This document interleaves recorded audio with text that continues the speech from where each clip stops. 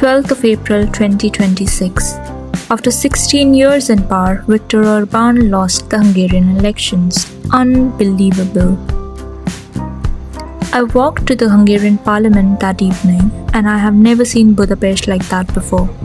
The streets were overflowing with people, crying, singing, high-fiving strangers. Nobody wanted to go home. I stood there realizing something strange. I had become emotionally invested into the future of a country that was never supposed to be mine. At one point on that night of elections, my friend from Yemen looked around nervously and asked, "What if he refuses to leave the office?" We all burst out laughing and tried explaining that this is not quite how democracy works.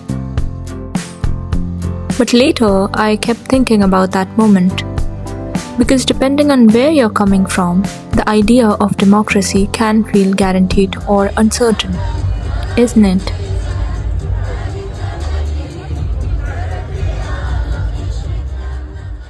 For the past 12 months, every conversation here led to the elections, the possibility of change.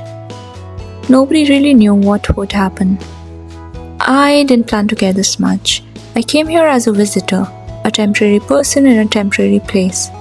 Trust me, I had baggage and grief of my own to carry. But somewhere along the way, Hungary stopped feeling distant to me. Why are you so sad? I started reading local news in detail every day, and that surprised me. Because before moving here, European politics was something I only knew through headlines. Now it felt personal. But how did I get here? When you first move to a new country, you become intensely aware of your foreignness. Nobody knows you or your name. You get scolded by strangers because you don't know their language. People at the crosswalks give you strange looks because you don't understand their pedestrian rules yet. A bus driver gets annoyed because you entered from the wrong door. For a while, existing feels slightly embarrassing.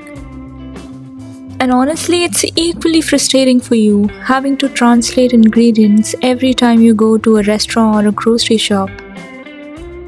Endlessly trying to convert the currency to make sense of your expenditures. But if you stay long enough, something begins to shift. The barista starts greeting you with "See ya" instead of "hello." You start replying with "Yo napper." The bus driver nods at you with a smile. What a relief. You walk the same streets enough times that you stop needing Google Maps.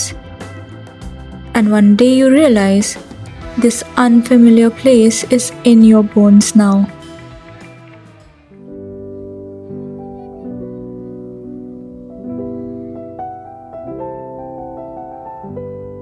And just when you start missing your family back home,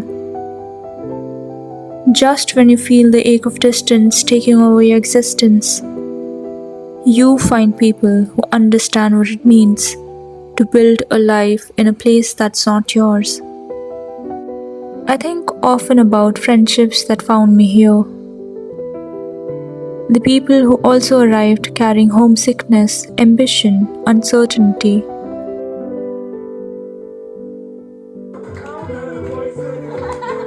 People who understand the strange emotional experience of building a life somewhere your 5-year-old self would have never imagined. And this is my date cake. That's the Cake. cake. Yeah. This looks very pretty. I'm excited to try it.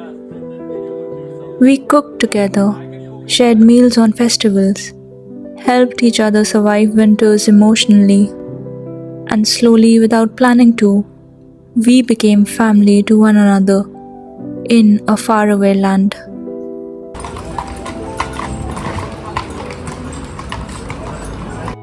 Then comes my mother to visit me in Budapest, my real family. I used to take her sightseeing and grocery shopping with me, show her my ordinary life. Walking through supermarkets I know by heart now. Navigating the city without hesitation. And I could sense her noticing it too. That I had rooted myself here. Without her permission. Without needing her protection anymore. I don't think parents fully realize the emotional weight of that transition. One day, the child who needed permission for everything is suddenly building a new life in a foreign land.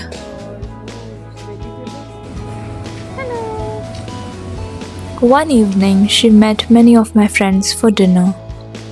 So there we were, my Hungarian friend trying to explain about chicken paprikas, my mum sharing stories about my childhood, my international friends adding stories from their own culture, different languages, different histories, different lives, and yet somehow we all had ended up around the same table in Budapest.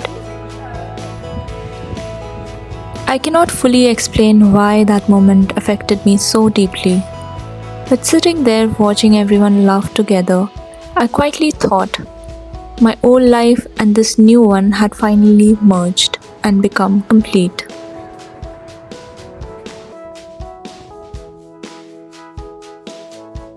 I spent 1 year in Budapest and somehow it became the year when everything changed for Hungary and for me. But the thing I'll remember the most from this year is not politics. It is the people. And those small moments that seem insignificant at that time, but form an important part of the larger picture. I remember the first Hungarian word I learned. Köszönöm szépen. Thank you very much. It took me weeks to say it without butchering it. But once I could say it right, I was surprised that people actually understood me. I was excited because I could show respect. I could belong a little more. Now Budapest feels like a place I understand. And maybe in some small way, a place that understands me back. I do not know how long I'll stay here. But I know I arrived at a moment when the city itself was changing.